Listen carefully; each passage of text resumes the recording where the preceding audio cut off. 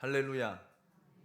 오늘 또 예배하는 저와 여러분 가운데 예수님의 부르심과 초청으로 인해서 여러분 마음에 평안을 얻고 쉼을 얻고 여러분 마음속에 은혜가 넘쳐나기를 예수님의 이름으로 축원합니다. 안식일은 사람이 하나님을 위해 만든 그런 제도가 아닙니다. 하나님께서 사람을 위해 만들어주신 축복의 제도입니다. 하나님께서 이것을 얼마나 중요하게 생각하셨던지 십계명에 넣어서 우리로 하여금 지키도록 하셨습니다. 그러나 사람이 가질 수 있는 날 가운데 최고의 날인 이 축복과 안식과 자유의 날을 바리새인과 서기관들은 단순히 인위적으로 거룩하게 지키는 형식과 관습으로 바꾸어 버렸습니다. 예수님은 사람들이 이 축복의 날에 씌워놓은 껍질을 벗겨주고자 하셨던 거지요. 그래서 예수님은 안식일을 세 가지로 설명해 주셨습니다. 첫째, 제사장이 주는 떡은 안식일에 먹어도 좋고 제사장은 성전에서 안식일을 범해도 괜찮다는 구약의 율법을 설명하시며 성전보다 더 큰 예수가 여기 있다라고 말씀하셨습니다. 즉 안식일의 정의는 성전 안에서 결정되는 것이 아니라 예수 그리스도의 말씀에 의해 결정된다라는 그런 뜻입니다. 그렇잖아요. 여러분, 안식일은 주님이 만든, 하나님이 만든 제도라고 제가 말씀을 드렸습니다. 그래서 말씀에 의해서 지켜져야 되고 또 지켜가야 되고 또 이루어져야 되는데 여러분, 많은 사람들은 만들어 놓은 법규, 제도에 의해서 주일을 지키려고 한다라는 거예요. 그렇기 때문에 주일이 굉장히 부담스러울 때가 많고 짐이 될 때도 많이 있다. 이것을 예수님께 지적하시고 깨우쳐 주시고자 주신 말씀입니다. 둘째, 안식일의 진짜 정신은 제사가 아니라 자비라고 하셨습니다. 예수님은 7절을 통해 우리에게 친히 이렇게 말씀하셨잖아요. 나는 자비를 원하고 제사를 원하지 아니하노라 하신 뜻을 너희가 알았더라면 무죄한 자를 정죄하지 아니하였으리라. 아멘. 바리새인들은 안식일의 기본 정신을 망각한 채 자기들이 만들어 놓은 그런 법규와 세부 규칙을 지키느냐 지키지 않느냐 이것으로 안식일 준수의 여부를 판가름했습니다. 자기들의 만들어 놓은 그 규칙을, 그러한 법규를 잘 지켜가면 안식일을 잘 준수하는 거예요. 지키는 거예요. 그런데 거기서 조금만 벗어나면 안식일을 지키지 않았다라고 판단하고 평가하고 정죄했다라는 말입니다. 예수님께서 이것이 잘못되었다라고 지적하고 있습니다. 안식일의 가장 기본적인 정신은 법규를 지키거나 제사를 드리는 데 있는 것이 아니라 하나님의 마음이 전달되는 데 있다는 거예요. 그래서 하나님의 마음은 자비와 긍휼이에요. 아멘입니까? 예. 평생 아합을 못 보던 맹인이 안식일에 눈을 뜰 수 있다면 그것이 진짜 안식일이라는 그런 말씀입니다. 걷지 못한 사람이 일어날 수 있고 귀신 들린 자가 자유를 얻을 수 있다라면 비록 바리새인들이 정한 안식일의 법규를 어겼더라도 그것은 안식일을 정말 진짜로 잘 지키는 결과다라고 예수님께서 이렇게 말씀하고 계십니다. 너희들이 이 정신을 똑바로, 안식일에 대한 정신을 똑바로 이해했더라면 무죄한 자를 정죄하지 않았을 것이다. 이렇게 말씀한 것입니다. 저는 여러분에게 이렇게 말씀드리고 싶어요. 안식일의 정신을 여러분 바로 이해한다라면 여러분 주일날 돈 쓰고 안 쓰고는 문제가 아니에요. 그렇잖아요. 그걸 이해하지 못하니까 돈 쓰는 것이 어느 때는 무거운 짐이 되어지고 압박이 되어지고, 그리고 또 우리는 그 시선을 가지고 다른 사람들이 돈 쓰면 왜 저 사람은 돈 쓸까? 목사님이 말해도 듣지 않네, 순종하지 않네, 이렇게 판단하고 평가할 수 있다는 거예요. 그러나 여러분 쓸 수 있어요. 쓸 수 있어요. 쓰시더라도 편안하게 쓰세요. 그러나 이 정신을 이해하고요. 이해하고 될 수 있는 한 이 안식일에 대한, 주일에 대한 여러분 정신을 이해한다라면 여러분 우리가 월, 화, 수, 목, 금, 토 준비할 수 있으면 준비해서 사용하고, 될 수 있는 한 주일날은 주님을 바라보며 하나님을 예배하는데 집중할 수 있는 그런 은혜가 오늘 저와 여러분 가운데 있으시길 원합니다. 그러나 불가피하게 가족들이 함께 오늘 외식하자 그러면 하세요.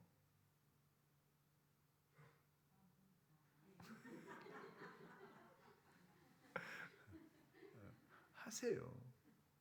그 죄가 아니에요.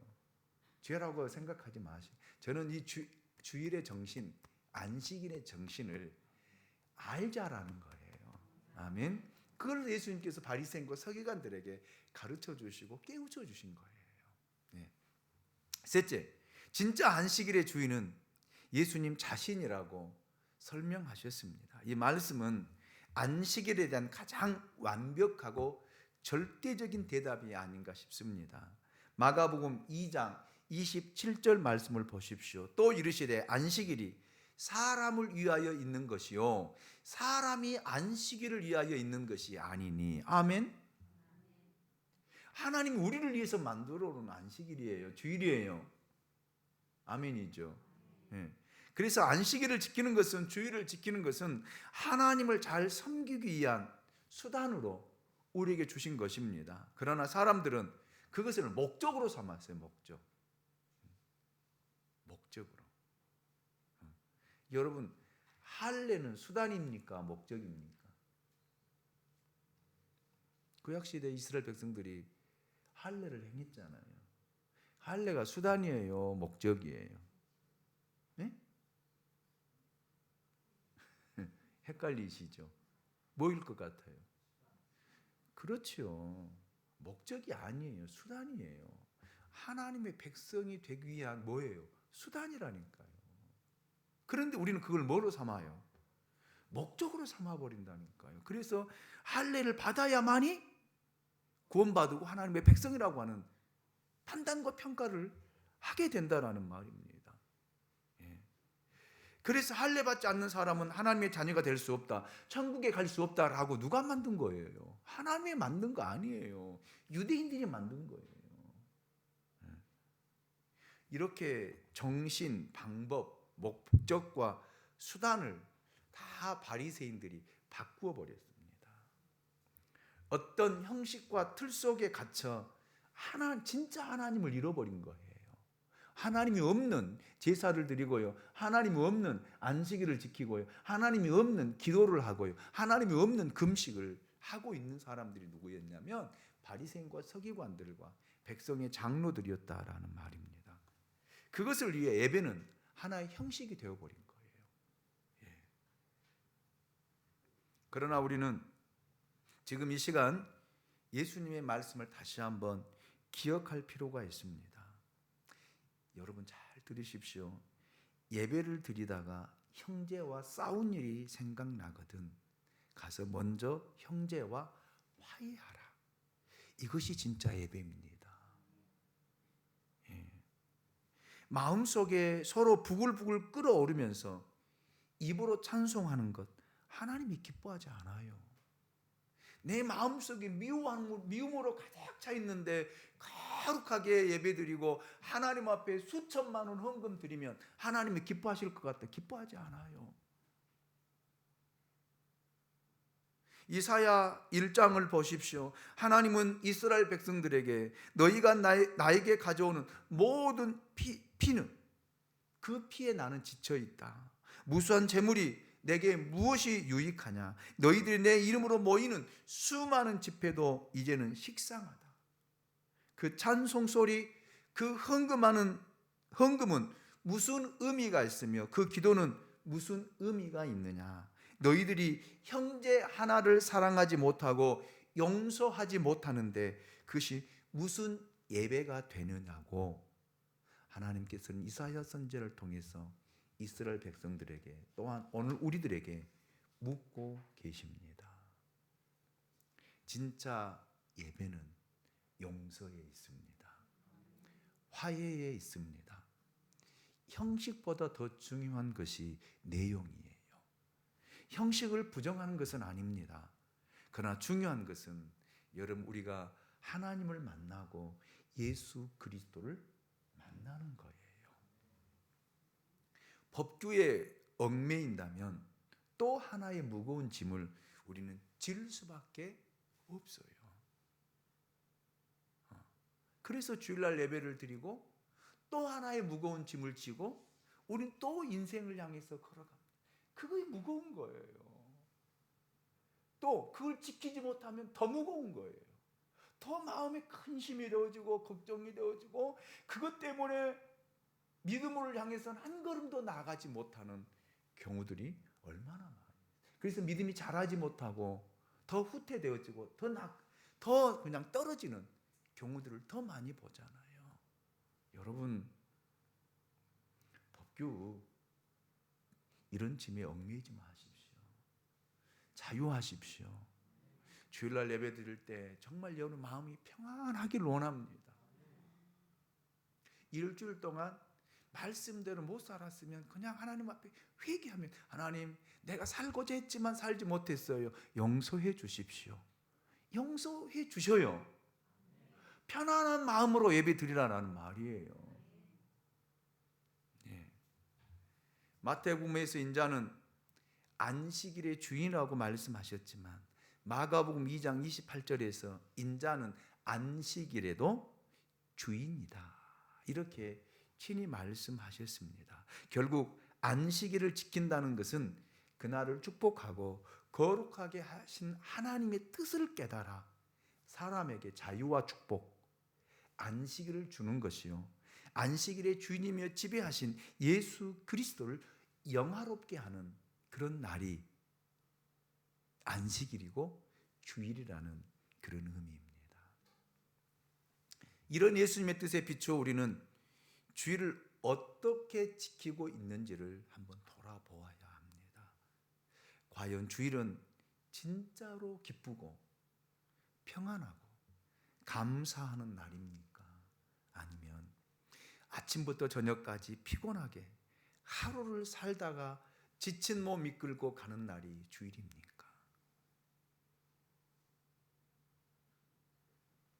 여러분, 주일은 하나님과 더불어 기뻐하는 날이 되어야 돼요. 감사하는 날이 되어야 돼요. 그래야지 축복의 날이 되어집니다. 우리가 교회에서 어떤 봉사를 하든지 그것이 나에게 무거운 짐이 되어서는 안 된다는 거예요. 부담이 되어서도 안 된다는 것입니다. 아침 일찍부터 교사하고 회의하고 성가대하고 이것이 온통 무거운 짐이 되어 하나님께 영광이 되지 않고 내 마음에 기쁨이 되지 않는다라면 우리는 다시 한번 돌아보아야 돼요. 기도하라는 말입니다. 예배 자체를 위해 예배 드릴 필요가 없습니다. 하나님께 예배 드리는 것이 아니라면 예배는 근본적으로 우리는 수정해야 돼요.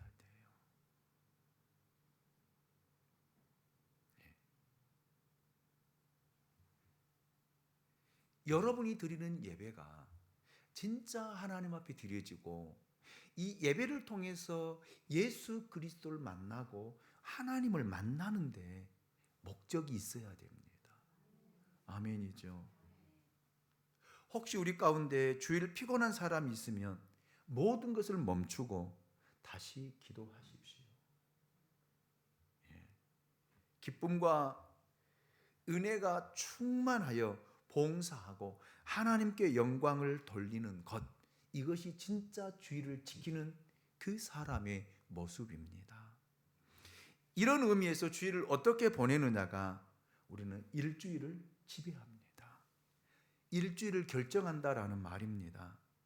만약 주일날 은혜 받지 못하고 여러분 짜증스럽게 주일을 보낸다라면 그 일주일은 실패하고 말 거예요. 하나님과 동행하는 일주일이 아니라 여러분 내 육신의 정욕과 안목의 정욕과 이생의 자랑을 위해서 한 주간을 살아가는 삶이 될 것입니다. 그러나 주일날 은혜 받고 여러분 기쁨으로 충만하고 하나님의 뜻을 깨달아 여러분 은혜가 충만하다면 한 주간이 기쁨의 날이 되어지고 다음의 날이 기다려지고 소망하게 될 것입니다. 이런 주일이 되길 원합니다. 이런 주일이. 어떤 사람은 그렇게 말을 하더라고요. 주일날만 안식일이냐? 월, 화, 수, 목, 금, 토요일이 다 주일이라고 생각하면 되지 않느냐? 맞아요, 틀려요?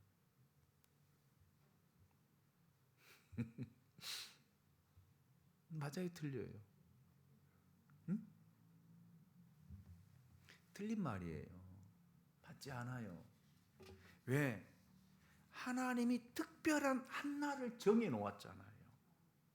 이 날은 주일로, 이 날은 안식일로, 하나님께 영광을 돌리는 날로, 이 날은 주인은 하나님이라고, 예수 그리스도를 바라보는 날이라고, 하나님의 뜻을 깨닫는 날이라고, 이 날은 기쁨으로 채우는 날이라고, 소망으로 채우는 날이라고, 이 날은 축복의 날이라고 정해 놓으셨잖아요.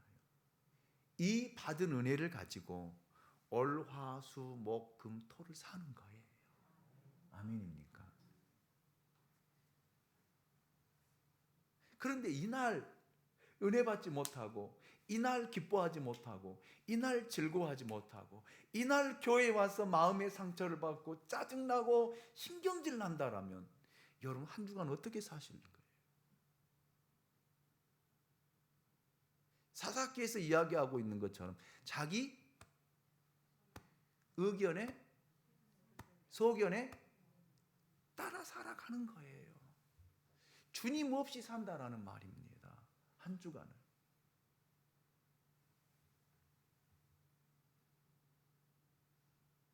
그래서 이 예배 시간이 한 주간을 결정하는 정말 중요한 시간이에요. 하나님을 만나는 시간이에요.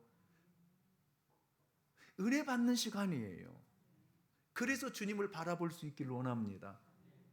목사의 말로 들려지는 것이 아니라 하나님의 말씀으로 들려지기 원합니다. 목사의 말로 들려지면 상처될 수 있어요.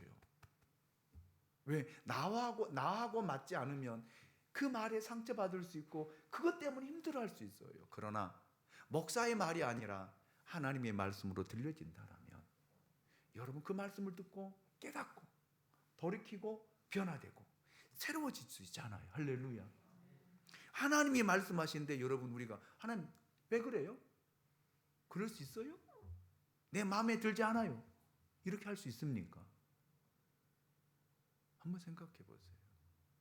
하나님이 여러분이 직접 나타나서 여러분에게 말씀하신다고 생각해 보세요. 너 왜 그렇게 살았니? 너 왜 그렇게 행동하니? 이렇게 말씀하시는 하나님 뭐라고요? 이렇게 할 수 있어요? 못하잖아. 그런데 그 말이 누구의 말로 들리니까?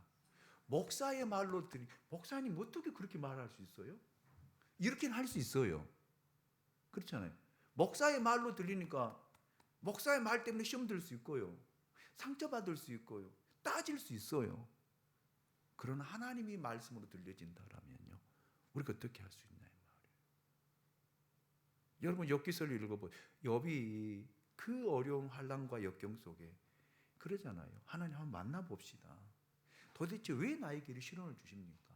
아픔을 주십니까? 왜 고통을 주십니까? 한번 만나서 물어보고 싶습니다. 만나니까 물어봐요? 못 물어봐요? 못 물어보잖아요.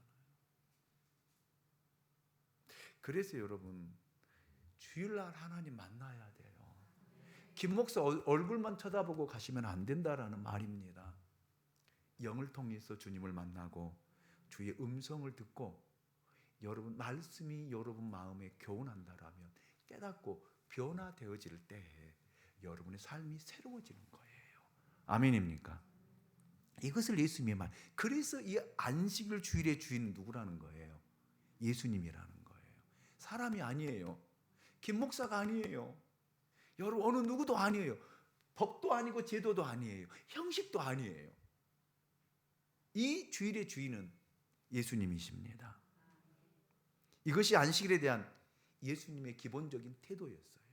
정신이라고 말씀하셨습니다.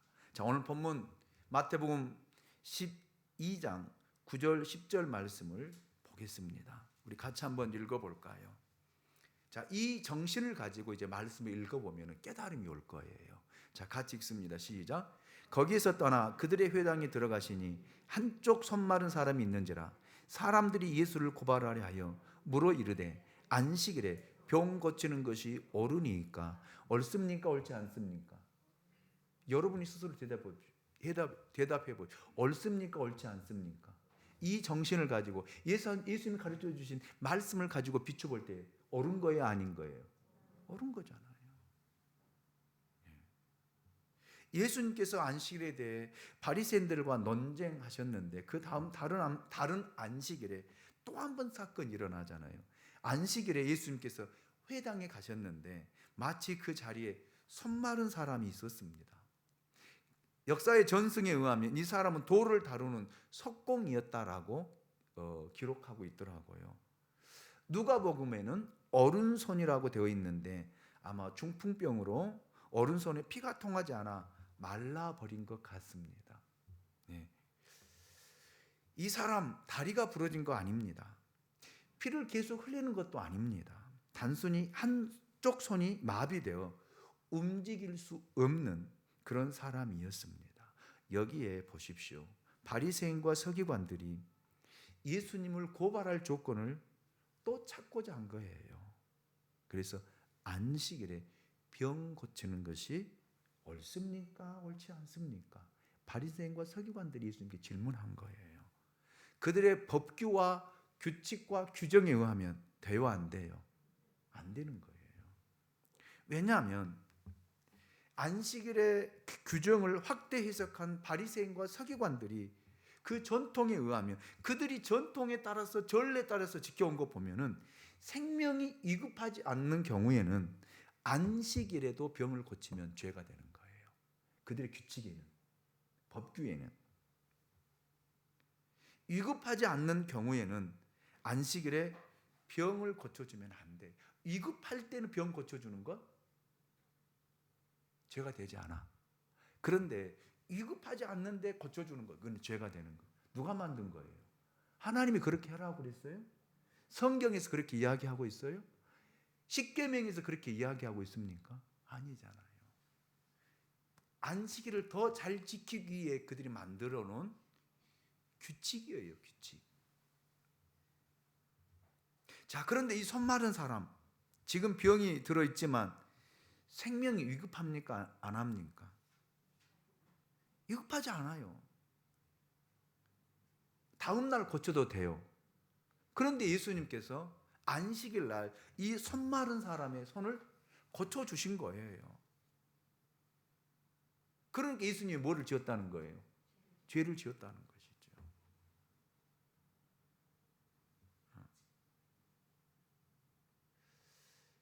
그래서 예수님께서 이런 비유를 하신 거예요. 안식일에 구덩이에 빠진 양의 예를 들어서 그들이 깨닫도록 설명해 주신 것입니다. 안식일에 양 한 마리가 구덩이에 빠졌다고 할 때 바리새인들의 규정에는 두 가지 경우가 있더라고요. 오늘 건져주지 않아도 내일까지 살 수 있다고 판단되면 건져줘서는 안 된다는 거예요. 그냥 하루 먹을 양식만 갖다 주고 다음 날 건져주는 것, 안식일을 거룩하게 지키는 것이다. 이렇게 그들의 규정에 기록이 되어 있습니다. 그러니까 이들이 안식일을 거룩하게 지키려고 했던 의도도 있겠지만 실제로는 여러 가지 규범으로 인해 사람으로 하여금 얼마나 피곤하겠는지, 얼마나 짐이 되겠는지, 얼마나 여러분 그것 때문에 마음에 짐을 가지고 살아야 되는지를 볼 수 있잖아요. 여러분 만약 우리에게 이런 규정을 만들어 놓고 주일을 지키라고 한다면 얼마나 힘들겠어요. 주일날 돈 쓰지 말라고 하니까 이제 얼마나 힘들어요. 쓰고 나면은 그게 부담이 되어지고 그게 짐이 되어지고 그게 편치 않아. 안 쓰자니 가족들끼리 또 오랜만에 가족들이 다 모여서 외식하자고 했는데 믿음 있는 나 때문에 온 가족의 그 기쁨의 찬물을 쫙 끼얹고 이것이 진짜 믿음인가 아닌가 갈등이 되고 혼란이 될 때도 있잖아요. 여러분 온 가족이 갑자기 모여가지고 우리 외식하자면 하세요. 어떤 규범에 얽매이지 말고요.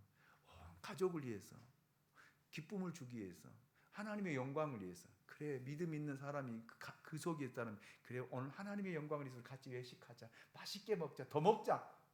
배부르게 먹자. 즐거워하면 되잖아. 그게 하나님께 영광을 돌리는 일이잖아요. 거기서 마음의 상처를 받고 시험 든 사람이 없잖아요. 근데 하지 말자고 하면은 거기서 그러니까 내 교회 다니기 싫어.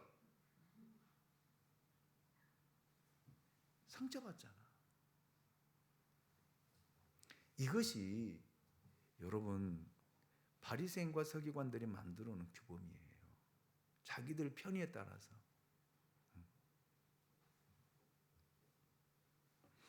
예수님은 11절에서 이렇게 질문하십니다. 예수께서 이르시되 너희 중에 어떤 사람이 양 한 마리가 있어 안식일에 구덩이에 빠졌으면 끌어내지 않겠느냐. 그리고 12절에서 가장 본질적인 대답을 해 주십니다. 12절을 같이 읽어봅시다. 12절 마태복음 12장 12절 같이 읽습니다. 시작. 사람이 양보다 얼마나 더 귀하냐. 그러므로 안식일에 선을 행하는 것이 옳으니라 하시고. 아멘입니까? 양이 중요해요? 사람이 중요해요? 사람이 중요해요. 여러분 사람이 중요하다니까요. 다시 한번 안식일의 의미를 우리는 여기서 다시 찾아야 되고 발견하게 됩니다. 양보다 사람이 더 중요하지 않다는 거예요. 강아지가 중요해요? 여러분 사람이 중요해요? 이제 말하기 애매하지요. 여러분 집에서 키우는 애완견이 중요해요? 사람이 중요해요? 그런데 여러분 어떻게 행동하는가 보십시오. 사람이 중요하게 생각하십니까? 애완견이 중요하게 생각하십니까? 오늘날 사람들의 의식은요.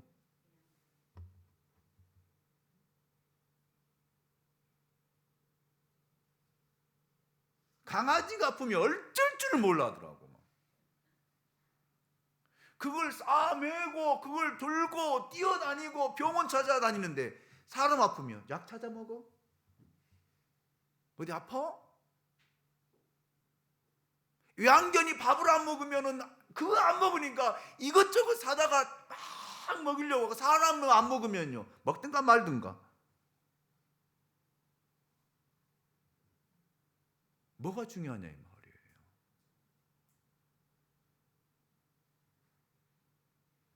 외양견을 저는 비하하는 거 아닙니다. 외양견도 소중해요. 그러나 진짜 중요한 게 뭐예요? 사람이라니까요. 사람을 위해 외양견이 있지 외양견을 위해 사람이 있는 거 아니다라니까요. 그런데 사람들은 대부분 보면은 외양견을 위해 사람이 있어요. 지금 우리나라 인식이 이렇게 바뀌어가고 있어요. 이 외양견을 위해서 여러분 주인이 필요하고 사람이 필요한 거예요.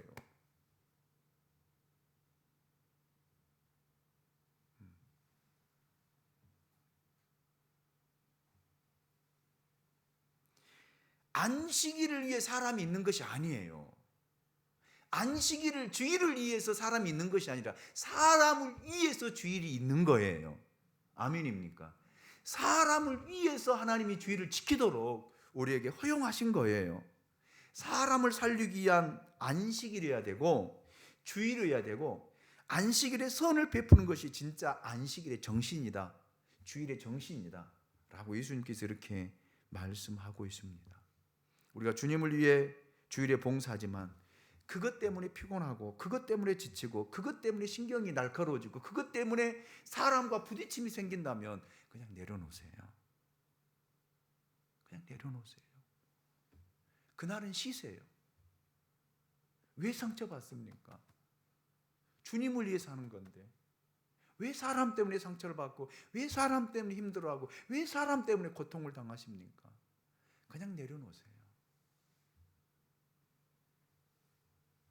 잘못된 거다라는 말입니다.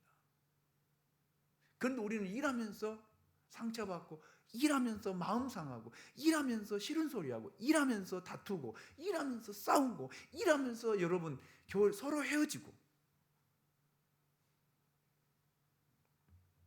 주의 일을 잘못하는 거예요. 여러분, 무엇 때문에 교회를 세워갑니까? 무엇 때문에 예배를 드립니까? 싸우기 위해서입니까? 상처를 주고받기 위해서 주의 일을 합니까?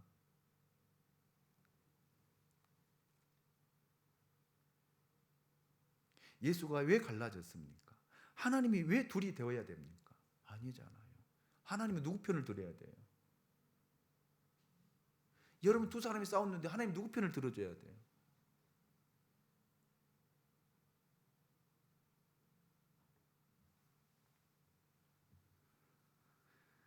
사람들의 잘못이에요. 목적을 잃어버린 결과예요. 저는 우리 양무리 교회에서는 어떤 이유에서든지 큰 소리 나지 않기를 원합니다. 미워하는 일이 없기를 원합니다. 싸움과 갈등이 생기지 않기를 원합니다. 뒤돌아서 욕하지 않기 원합니다. 아멘이죠. 아멘이죠. 그렇게 싸우고 갈등하고 갈라질 경우에 다시 한번 우리는 근본으로 하나님의 말씀으로 돌아가야 돼요. 아멘입니까? 나를 위해 교회가 있는 것입니까? 아닙니다. 하나님의 영광을 위해 교회가 있는 거예요. 우리 목적을 분명히 알아야 됩니다. 주님의 뜻을 이루기 위해서 하나님께서 교회를 세우신 거예요. 아멘. 그래서 하나님의 뜻을 이루기 위해서 싸울 이유가 있어요, 없어요? 없잖아요. 큰 소리 낼 필요가 있습니까, 없습니까? 없잖아요. 미워할 일이 있어요, 없어요? 없잖아요. 하나님이 그렇게 말하던가요? 야, 김 목사 죽도록 미워해라, 그렇게 말씀하시던가요? 아니잖아요. 야, 김시엽 장로 죽도록 좀 미워해라, 그렇게 말씀하시던가요? 아니잖아요. 쫓아서 합니다. 사랑해라. 사랑해라. 저를 쫓아서 할 거 장로님 사랑합니다. 사랑하라고 했지 미워하라고 하지 않았잖아요. 용서하라고 했지 여러분 용서하지 말라고 하지 않았잖아요. 왜 우리는 말씀대로 살지 않고 말씀대로 행하지 않고 우리 마음에 만든 내 스스로의 법을 가지고 그 말씀을 해석하고 그 행동을 하느냐라는 말이에요. 이것을 예수님이 지적하시고 말씀하신 거. 그러면서 예수님께서 행하신 일을 보시오. 13절입니다. 이에 그 사람에게 이르시되 손을 내밀라 하시니 그가 내밀매 다른 손과 같이 회복되어 성하더라. 유대인들에 의하면 안식일에 병을 고쳐주면 될까요? 안 될까요? 안 되잖아요. 그러나 예수님은 안식일에 정신을 보여주기 위해 내일 고쳐 죽어도 될 일을 오늘 고쳐 주셨습니다. 좋은 일은 내일로 미룰 필요가 없어요. 좋은 일은 오늘 해야 돼요. 좋은 일은 지금 해야 돼요. 좋은 일은 지금 고백해야 돼요. 그래서 이렇게 고백하십시오. 사랑합니다. 자주 해야 돼요. 사랑합니다. 왜? 이런 말 하면 안 돼. 이상한데? 당신 오늘 잘못 먹었어? 이런 이야기 들으면 안 돼요. 사랑합니다. 그러면 나도 사랑합니다. 해야 돼요. 어제 연우 선생님 저에게 전화를 해서 사랑해 그랬더니 저도 사랑해요 그러더라고. 아, 궁짝이 잘 맞아.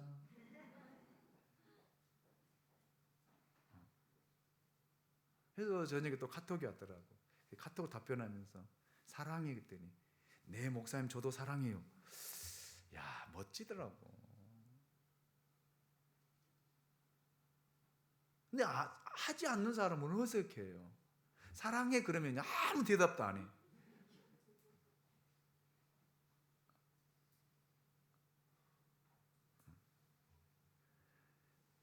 오늘 할 일을 내일로 미루지 말고요. 좋은 것은 내일로 미루지 말고 지금 당장 하십시오. 아멘입니까? 예수님은 오늘 하면 비판받을 수 있는 일을 지금 하셨잖아요. 당장 하셨잖아요. 여기 예수님의 행동에 대해 세 가지로 저는 요약해 보았습니다. 첫째, 예수님은 반대하는 사람들을 무서워하지 않았어요. 유대인들과 바리새인들과 그 무리들을 두려워하지 않았다는 말입니다.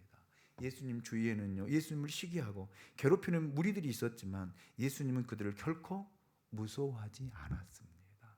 그냥 하신 거예요. 하나님의 뜻이라면 그냥 행동하신 거예요. 둘째, 행동을 통해 안식일을 정의해 주셨습니다. 가르쳐 주셨다라는 말입니다. 셋째로 예수님은 또다시 불치병을 초자연적인 능력으로 고쳐 주셨습니다. 이런 예수님의 태도에 대해 바리새인들은 어떤 마음을 가졌을까? 그들은 창피를 당했습니다. 예수님의 기적 때문에 할 말을 잊어버린 것입니다. 그러면서 그들 마음속 일어나는 것들을 우리가 보실까요? 14절이에요. 자기들이 이야기했는데, 분명히 이야기했는데 예수도 말을 안 들어. 그러니까 그들 안에 일어나는 분노. 자, 14절. 바리새인들이 나가서 어떻게 하여 예수를 죽일까? 뭐 했다? 의논했다. 이제부터 예수를 죽이고자 하는 의논들이 시작되어지고 예수를 죽이고자 한 거예요. 이 시점에서부터 처음으로 예수님을 죽일 생각을 한 것입니다. 왜? 보세요. 바리새인들이 자기가들이 한 말을 누가 들어줘야 돼? 예수님이 들어줘야 돼. 내가 하나님 앞에 이야기한 것 하나님이 들어줘야 돼. 안 들어주니까 싫은 거야. 화가 나는 거야. 짜증이 난 거야.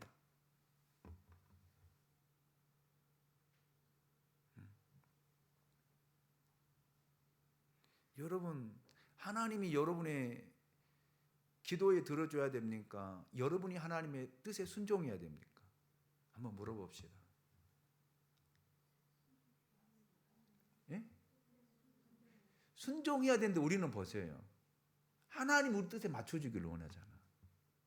내 기도 응답해 주기를 원하잖아. 내 것에만, 나의 것에만 해주기를 바라잖아요. 그래서 안 해주면 시험 들고요, 상처받고요, 하나님 있네 없네 하고요. 바리새인과 서기관들 그랬다니까. 자기들이 만드는 법규, 자기들이 만드는 규칙, 자기들이 만들어놓은 그런 전례 누가 들어줘야 돼? 예수가 따라줘야 되는데 안 따라주니까 죽이려고 하는 거야. 죽이려고 하는 거야. 이 마음을 아시고 예수님께 15절, 예수께서 아시고 거기를 떠나가시니 많은 사람이 따르는지라. 예수께서 그들의 병을 다 고치시고, 예수님이 병을 고쳐주시고 사람들의 마음을 다 알고 거기를 떠나셨습니다. 바리새인과 서기관들의 마음을 아시기 때문에 떠나신 거예요. 그래서 여러분을 죽이고자 할 때 그냥 떠나시면 돼. 그걸 피하라는 말이에요. 싸우지 말라는 말이에요. 누가 거기서 화를 내잖아요. 그러면 조용히 저 전화 왔는데 갈게요. 가면 돼. 왜 화내는데? 왜 그러는데? 하면서 막 머리 받대고 머리 들이밀고 싸우지 말라는 거예요. 근데 우리는요, 정에 불타가지고 그걸 해결하려고 그래. 해결돼요? 안 돼요? 안 된다니까요. 안 돼요. 자리를 피하라는 말입니다. 예수님도 자리를 피하시잖아요. 어찌 보면 이 장면에서 예수님이 약간 이율배반적인 행동을 하신 것처럼 보이기도 합니다. 왜? 예수님이 사람을 두려워하지 않았기 때문에 반대를 무릅쓰고 병을 고쳐 주셨잖아요. 그런데 예수님이 받기 때문에 그 자리를 떠나셨기 때문에 이런 생각을 할 수 있는데 결코 예수님의 행동은 이유를 배반적인 행동이 아닙니다. 16절을 보십시오. 그 답을 얻을 수 있어요. 자기를 나타내지 말라 경고하셨으니. 왜 예수님께서 이런 행동을 하셨을까? 사람이 두렵고 박해가 무서워서 그렇게 하신 것이 아니다라는 말입니다. 예수님께서 행하신 행동은 겸손하셨기 때문이에요. 겸손하셨기 때문에. 여러분, 자기 때가 아직 이르지 않았으므로 지금 예수님이 유명해지면 결국 자기가 드러나요, 하나님이 드러나요? 자기가 드러나잖아요. 그런데 예수님은 하나님의 일을 행하러 오신 거예요? 자기 일을 행하러 오신 거예요? 하나님의 일을 행하러 오셨잖아요. 그래서 철저하게 자기를 뭐 하신 거예요? 감추신 거예요. 숨기신 거예요. 드러내지 않는 거예요. 그리고 누구만 드러나면 되는 거예요? 하나님만 드러나면 되는 거예요. 이것이 겸손입니다. 그래서 예수님은 나는 마음이 온유하고 겸손하니 내게 와서 배우라고 했잖아요. 우리는 이 겸손을 배워야 돼요. 여러분 우리가 선을 베풀고 여러분 내가 드러나기를 원합니까? 드러나지 않기를 원합니까? 솔직히 이야기해 봅시다. 대부분 99%는요 내가 드러나기로, 내가 이거 했어, 나 힘든데 어려운데 내가 이거 준비했어, 이거 줄게.